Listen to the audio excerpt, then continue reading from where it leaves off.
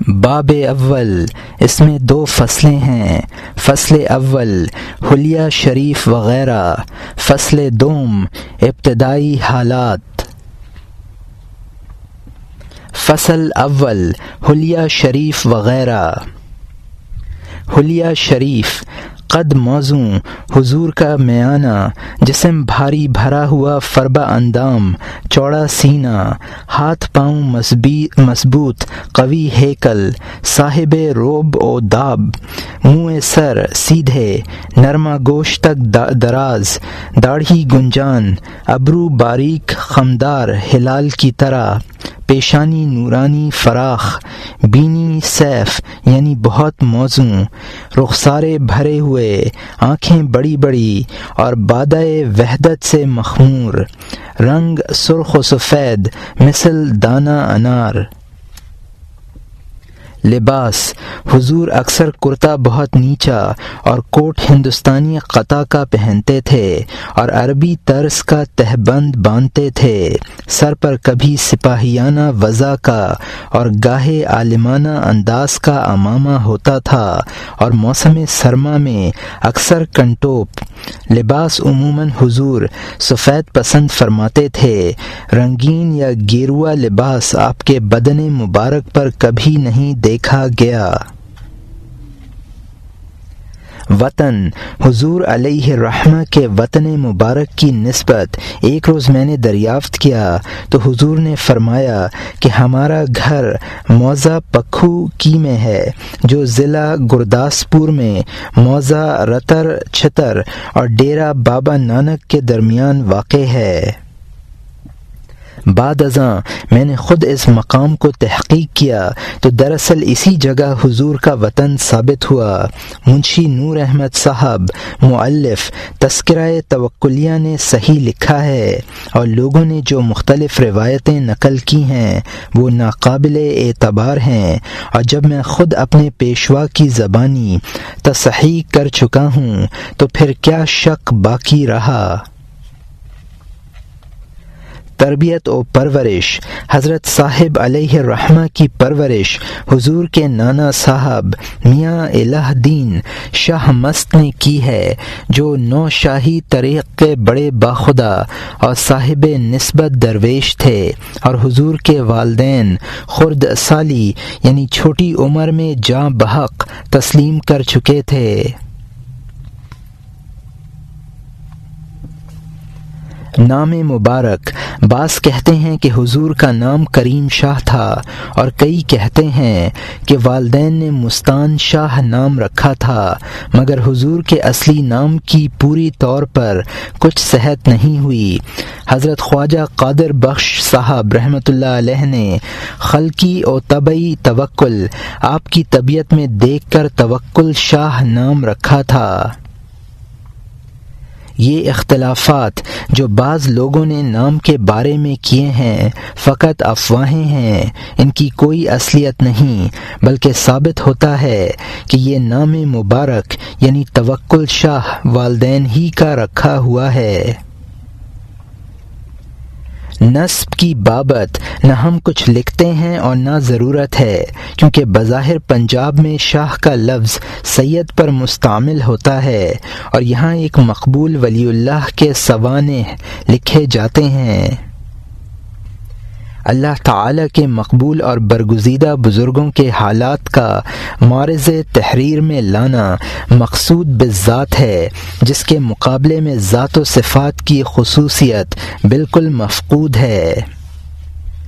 ذات بھانت نہ پوچھے کو، ہر کو بھجے سوہر کا ہو، بلکہ اسی ذات و صفات کے فانی ہونے سے وصل الہی حاصل ہوتا ہے، پھر اس کی بحث فضول عند الفحول ہے۔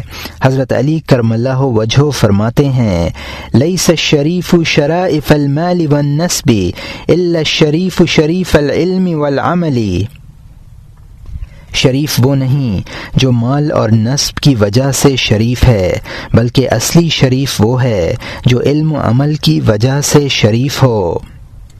لیس الغریب غریب الدار والوطن الا الغریب غریب اللحد والکفن۔ گھر اور وطن سے نکلا ہوا غریب نہیں ہوتا، در حقیقت غریب وہ ہے جو گور و کفن میں غریب ہے۔ فصل دوم، ابتدائی حالات۔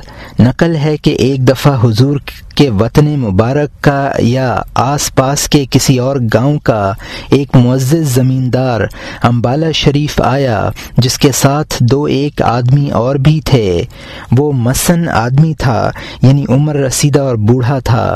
کہنے لگا کہ جب آن حضور کو بچپن سے ذرا ہوش آیا تو آپ کو دیکھا کہ مسجد میں یا اور جگہ جہاں اچھے آدمی ہوتے یا ذکر خدا جس جگہ ہوتا وہاں بیٹھا کرتے اور نماز پڑھا کرتے، جو نہ پڑھتا اس کو فرمایا کرتے کہ نماز نہ چھوڑا کرو، یہ بڑی اچھی نعمت ہے۔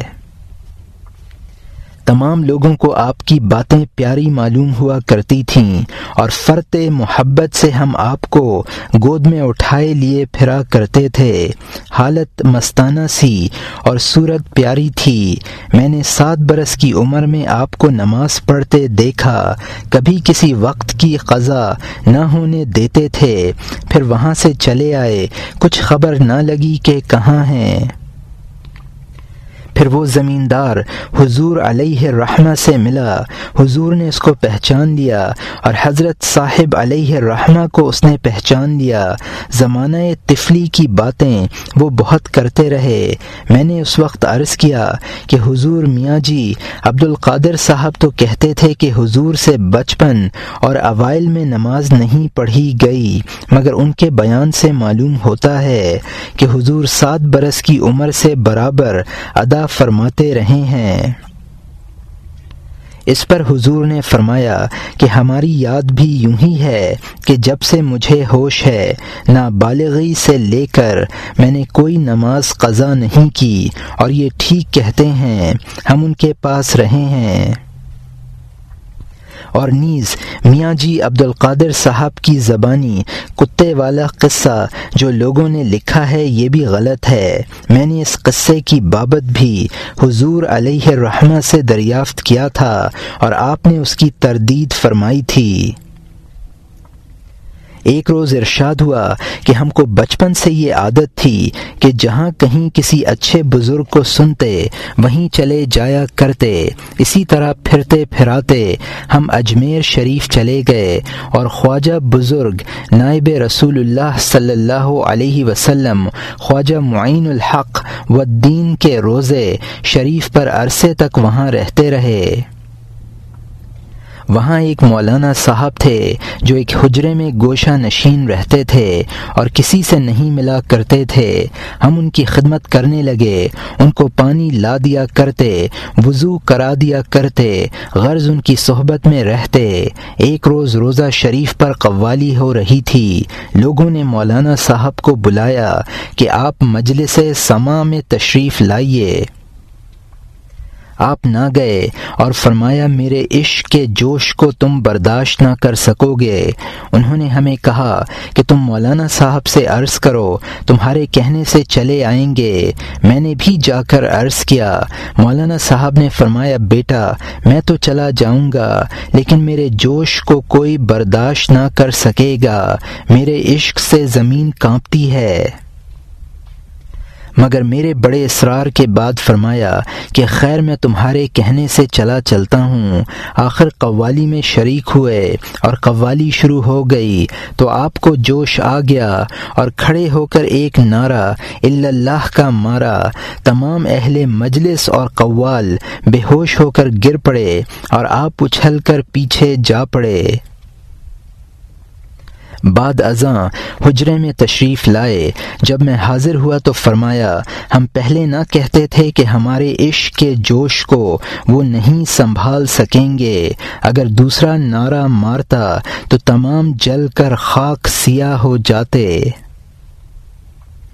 مولانا صاحب کی عادت تھی کہ حجرہ کا دروازہ بند کر کے تالا لگا دیا کرتے تھے اور کسی کو بیعت نہیں فرماتے تھے۔ تھوڑے دنوں کے بعد مولانا صاحب نے ہمیں کلمہ شریف کی ترکیب سکھائی اور عجیب لذت و کیفیت اس میں آتی رہی، اور ہماری یہ حالت ہو گئی کہ جب وہ وقت آتا جس وقت کے مولانا صاحب نے ہمیں کلمہ شریف سکھایا تھا تو خود بخود وہی کلمہ شریف اندر جاری ہو جاتا تھا۔ ان کا فیض چشتیہ طریق کا تھا اور ہمیں وہیں سے چشتیہ طریق کا فیض حاصل ہوا تھا۔ پھر ان مولانا صاحب کو خواجہ صاحب رحمۃ اللہ علیہ کی روح مبارک سے حکم ہو گیا کہ تم بصرہ کے قطب ہو گئے، وہاں چلے جاؤ۔ وہ چلے گئے تو ان کے چلے جانے کے بعد ہماری طبیعت بھی وہاں نہ لگی، اور روح پر فتوح خواجہ صاحب رحمۃ اللہ علیہ سے ہم کو خواب میں ارشاد ہوا کہ تم خاندان نقشبندیہ کے صاحب طریقت و ہدایت ہوگے، نقشبندی سلسلہ سے فیض حاصل کرو۔ ہم وہاں سے اسی طرف کو چلے آئے اور تلاش میں تھے کہ کہاں جائیں اور کس سے بیعت ہوں۔ ایک روز ایک جگہ ہم کو ایک مست ملا، اس نے کہا کہ تم جہاں خیلاں جاؤ، چنانچہ ہم اسی طرف چل دیے۔ جب جہاں خیلاں کے قریب ہو گئے تو ایک عورت مجذوبہ ملی، اس نے کہا آ گئے ہو، جاؤ، آفتاب ہدایت کے غروب کا وقت قریب آ گیا ہے، جلدی اپنا حصہ لے لو۔ ابھی ہماری عمر 11 سال کی تھی یا 12ویں میں قدم تھا، داڑھی مونچھ کچھ نہیں آئی تھی۔ چنانچہ ہم شمس عرفانی حضرت خواجہ قادر بخش صاحب رحمۃ اللہ علیہ کی خدمت مبارک میں حاضر ہوئے۔ حضور نے ہمیں پیار کیا اور بیعت کر کے فرمایا، توکل شاہ، وقت تھوڑا رہ گیا ہے، اکوواری کہ کیاری۔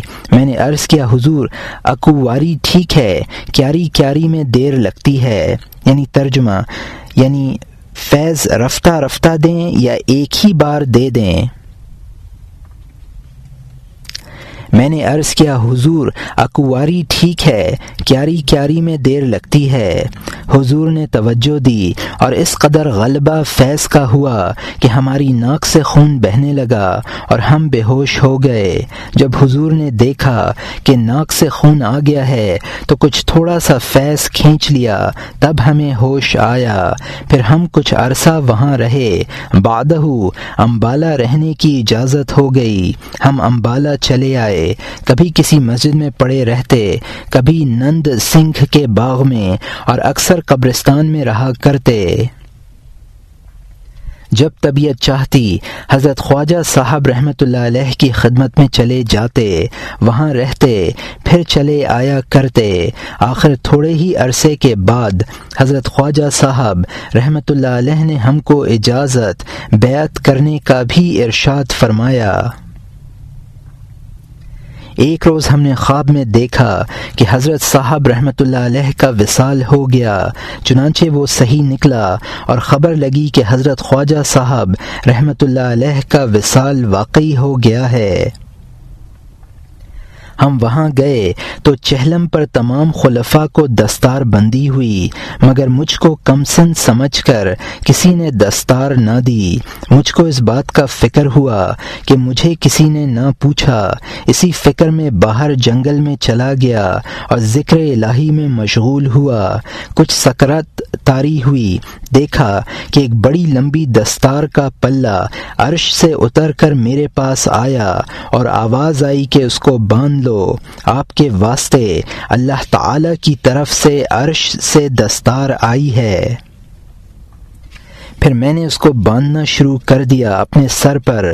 اتنی لمبی دستار تھی کہ باندھے گیا مگر وہ ختم ہونے میں نہیں آتی تھی۔ جب میں بہت ہی باندھ چکا تو آخر تھک کر اس کو باندھنا چھوڑ دیا، پر وہ ختم نہ ہوئی۔ فرمایا بعد وصال حضرت خواجہ صاحب رحمۃ اللہ علیہ آپ کے صاحبزادے حضرت عبد الخالق اور حضرت خالق داد صاحب بہت ہی کم سن تھے، لاچار۔ ہم کو ان کی پرورش کی فکر ہوئی اور ہم وہیں رہنے لگے۔ ان کے تمام کاروبار کی خبر گیری رکھتے اور کھیتی وغیرہ کو دیکھتے رہتے، اور جناب عبد الخالق صاحب کو ہر جگہ اٹھائے پھرتے۔ یہ ہمارے ساتھ بہت پرچ گئے تھے، یعنی مانوس ہو گئے تھے۔ جب ذرا سیانے ہو گئے تو پھر ہم ان کو ساتھ لے کر یہاں امبالہ ہی چلے آئے اور ان کو پڑھوانے لگے۔ جب تک ہم جہان خیلان شریف میں رہے یہ ہمارا معمول تھا کہ جب تک حساب کر کے 3-4 آنے کا ہر روز کام نہ کر لیتے ہم لنگر میں کھانا نہ کھاتے، اور اگر کوئی کام نہ ہوتا تو گھاس کھود کر لایا کرتے اور جناب عبدالحق صاحب کو گودی میں اٹھائے پھرا کرتے، اور ان صاحبزادے کو بھی ہم سے بہت محبت تھی۔ ایک دفعہ جب کہ ان کی عمر بہت کم تھی اور ابھی بچے ہی تھے، میں ان کو گودی میں اٹھائے اور سر پر گھاس کا گٹھا لیے ہوئے مکان پر آیا۔ مکان کے اندر جا کر ہم نے ان صاحبزادے صاحب کو تو نیچے بٹھایا اور آپ گھاس کا گٹھ لیے ہوئے اندر ڈالنے کے واسطے چلے۔ دروازہ بہت تنگ تھا، بڑی دقت اور مشکل کے بعد ہم اندر گھاس لے کر گئے۔ ادھر حضرت عبد الخالق کو ضد ہو گئی کہ گھاس کا گٹھا پھر باہر لا کر اور اسی طرح سر پر گھاس اور گودی میں مجھے لے کر اندر جائیں، تو میں راضی ہوا۔ بچوں والی ضد تھی، بمجبوری بڑی مشکل سے گھاس باہر لائے اور ان کی مرضی کے موافق سر پر رکھا اور گودی میں ان کو لے کر نہایت مشکل سے اندر جا کر گھاس ڈالی۔ ہم اس طرح صاحبزادوں کی دلجوئی کرتے اور ایسی محبت سے ان کی پرورش میں لگے ہوئے تھے۔ پھر فرمایا کہ اکثر ہمارا دل جنگل میں یا قبرستان میں لگتا اور ہم یہاں سے جنگل کی طرف ڈیرہ بسی کے پاس اور اس سے آگے پہاڑوں وغیرہ میں چلے جایا کرتے۔ جب ذرا جذب سے افاقہ ہوتا پھر چلے آتے۔ حضرت شاہ لکھی صاحب رحمۃ اللہ علیہ اور حضرت شاہ عبد الرسول صاحب رحمۃ اللہ علیہ میں ہم بہت بیٹھا کرتے اور فیض لیا کرتے۔ ان دونوں بزرگوں کی ارواح فرمایا کرتی کہ تم یہیں ہمارے پاس رہا کرو، مگر جب ہمارا دل اکھڑتا پھر اکثر جنگل کو چلے جایا کرتے۔ نقل معتبر ہے کہ بعد وصال حضرت خواجہ صاحب علیہ الرحمہ، اور یہاں تشریح میں لکھا ہے حضرت خواجہ قادر بخش صاحب رحمۃ اللہ علیہ، جو کہ حضرت خواجہ توکل شاہ امبالوی رحمۃ اللہ علیہ کے پیر و مرشد تھے، اور یہاں حاشیہ اور تشریح ختم ہوتی ہے۔ نقل معتبر ہے کہ بعد وصال حضرت خواجہ صاحب علیہ الرحمہ ہمارے حضرت شاہ صاحب یعنی حضرت خواجہ توکل شاہ امبالوی رحمۃ اللہ علیہ صاحب نے مدت تک سلسلہ بیعت جاری نہ کیا۔ جو کوئی بیعت ہونا چاہتا تھا اسے حضرت حاجی صاحب رحمۃ اللہ علیہ یعنی حضرت حاجی محمود جالندھری رحمۃ اللہ علیہ اپنے دادا پیر سے بیعت کرا دیتے، کیونکہ حضرت حاجی صاحب رحمۃ اللہ علیہ اکثر دفعہ حضرت صاحب رحمۃ اللہ علیہ کے پاس ہی آ کر رہا کرتے تھے۔ یا خلیفہ عالم شاہ صاحب اپنے پیر بھائی سے بیعت کرا دیتے، مگر بعد بیعت کرنے کے حضرت حاجی صاحب رحمۃ اللہ علیہ فرماتے کہ نام اللہ کے مست ہی سے سیکھنا۔ چنانچہ حضور نے سب سے پہلے نام خدا خلیفہ مظفر علی خاں کو بتایا، لیکن بیعت ان کو بھی حضرت حاجی صاحب رحمۃ اللہ علیہ سے کرا دیا تھا۔ نقل معتبر ہے کہ پہلی مدت تک حضور علیہ الرحمہ عرس میں جہان خیلاں شریف جا کر شریک ہوتے رہے، مگر جب وہاں خلقت کا ہجوم و انبوہ زیادہ ہونے لگا تو آپ کی طبیعت میں گھبراہٹ ہوئی۔ حضرت حاجی صاحب رحمۃ اللہ علیہ نے آپ کی گھبراہٹ دیکھ کر فرمایا، مست اب امبالہ ہی میں اپنے پیر کا ختم دلا دیا کرو۔ چنانچہ حضور علیہ الرحمہ نے حسب فرمان اسی جگہ امبالہ میں خواجہ صاحب کا ختم شروع کر دیا۔ پہل تو بہت تھوڑے سرمائے سے یہ ختم شروع ہوا تھا، پھر خدائے تعالی کے فضل سے کئی دیگیں پکنے لگیں۔ جب یہاں بھی وہی ہجوم ہونے لگا تو آپ گھبرا کر شاہ عبد الرسول صاحب رحمۃ اللہ علیہ میں چلے جایا کرتے۔ حاجی صاحب رحمۃ اللہ علیہ نے یہ ہجوم دیکھ کر فرمایا، مست ابھی گھبراتے کیوں ہو، یہ ختم قیامت تک جاری رہے گا۔ پھر اس ختم میں حضور کے بڑے بڑے پیر بھائی، خلفاء اور صاحبزادہ صاحب اور خود حضرت حاجی صاحب رحمۃ اللہ علیہ شریک ہوتے اور اس عرش کی دستار والے کے پاس سب آتے اور کئی روز تک رہتے، قسم قسم کے کھانے کھاتے اور صاحب زدگان کو نذرانے ملتے اور پارچات بھی بعض وقت دیے جاتے۔ پھر عرشی دستار کا ظہور شروع ہوا اور رونق ترقی پر ہوئی۔ ایک روز ارشاد ہوا کہ پھر ایک دفعہ ہم کو رسول اللہ صلی اللہ علیہ وسلم کی روح مبارک سے حکم ہوا کہ تم لوگوں کو بیعت کیا کرو اور فیض پہنچاؤ، تو ہم نے یہ سلسلہ شروع کر دیا۔ ایک روز ارشاد ہوا کہ جب کبھی ہم چھاونی امبالہ جایا کرتے تو وہاں جو ایک مست مجذوبہ عورت تھی وہ ہمیں دیکھ کر کہا کرتی کہ اس لڑکے کی شادی کا مجھے بڑا فکر ہے۔ ہم حیران ہوا کرتے کہ اسے ہمارا کیوں فکر ہے، حالانکہ ہمیں تو خیال تک نہیں، مگر جب ہمارا نکاح چھاونی امبالہ میں ہو چکا تو معلوم ہوا کہ یہ اس مجذوبہ کا تصرف تھا۔ نقل صحیح ہے کہ اوائل میں ایک دفعہ کئی وقت فاقے میں گزر گئے، یہاں تک کہ حضرت صاحب رحمۃ اللہ علیہ میں کسی قدر ضعف کا احساس ہونے لگا۔ حضور شاہ عبد الرسول صاحب رحمۃ اللہ علیہ کی خانقاہ میں جا کر مراقب ہو گئے۔ بعد مراقبہ جب خانقاہ سے باہر تشریف لائے تو لیٹ رہے اور لیٹنے کے ساتھ ہی غشی ہو گئی۔ بہت دیر کے بعد ہوش آیا تو درویشوں سے فرمایا کہ بے ہوش ہونے کے وقت ہماری زبان سے کیا لفظ نکلا تھا؟ انہوں نے کہا کہ لفظ اللہ نکلا تھا۔ فرمایا خیر ہو گئی۔ جب ہم بے ہوش ہو گئے تو ہماری روح اڑی اور چلی آسمانوں پر دور چلی گئی، یہاں تک کہ جس جگہ رزق کا خزانہ ہے وہاں پہنچی اور اس کے دروازے پر روح کی ٹکر لگی اور اس کا کنڈا کھل گیا۔ اب یقین ہے کہ روزی کھل گئی۔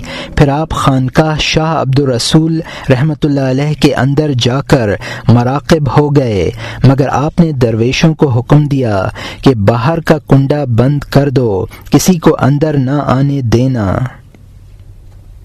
تھوڑی دیر کے بعد ایک شخص آیا، درویشوں نے اسے اندر آنے سے روکا۔ اس نے بڑی عاجزی سے کہا کہ مجھے کچھ عرض کرنا ہے۔ اس کی عاجزی دیکھ کر درویشوں نے کنڈا کھول دیا۔ بعد مصافحہ اور دست بوسی اس نے 25 روپے نذرانے کے طور پر پیش کیے۔ آپ نے ان کی طرف نہیں دیکھا اور یہ سمجھ کر کہ یہ پیسے ہوں گے درویشوں کو حکم دیا کہ جاؤ تم ان کی روٹی کھا لو۔ انہوں نے عرض کی حضور یہ تو روپے ہیں۔ آپ نے 2 روپے گھر بھیج دیے اور باقیوں کے لیے حکم دیا کہ ان کا کھانا پکا کر اللہ تعالی کے واسطے کھلاؤ اور خود بھی کھاؤ اور اس میں سے کچھ ہمیں بھی دینا۔ پھر آپ نے اس نظر لانے والے کو بلا کر اس کا حال پوچھا۔ وہ کہنے لگا، حضور میں جگہ دہری کی تحصیل میں خضر آباد سے پرے رہتا ہوں اور گھاس بیچ کر اپنا گزارا کیا کرتا ہوں۔ روز مرہ 1 پیسہ یا کبھی زیادہ جو میں نے مقرر کیا تھا حضور کی نظر کا 1 کیسہ میں ڈالا کرتا تھا۔ اب میں یہ روپے جو جمع ہو گئے تھے لایا ہوں اور 2 روز کے گزارے کا خرچ دے آیا ہوں۔ اس عرصے میں یہاں سے چلا جاؤں گا، پھر گھر کی خبر لے لوں گا۔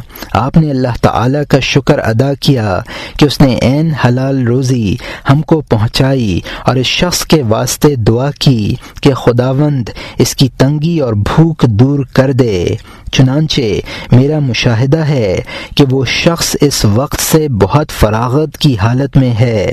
اب گھاس کھودنے کی ضرورت نہیں رہی، بلکہ اور لوگ اس کے گھاس کھودنے والے ہو گئے ہیں۔ زمین بھی اس کے پاس ہے اور مال بھی، اور صاحب اولاد بھی ہے۔